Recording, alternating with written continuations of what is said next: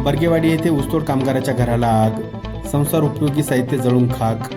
औंढा तालुक्यातील बर्गेवाडी येथील ऊसतोड कामगार बंडू गलसिंग जाधव यांच्या कुलूपबंद घराला अचानक दिनांक 11 डिसेंबर गुरुवार रोजी सायंकाळी 6:30 वाजता आग लागली। या आगीत संसार उपयोगी साहित्य, अन्नधान्य, सोयाबीनसह इतर इलेक्ट्रिक वस्तू जळून लाखो रुपयाचे नुकसान झाले आहे। सुदैवाने आजूबाच्या घराला आग लागली नाही, अन्यथा मोठा अनर्थ घडला असता।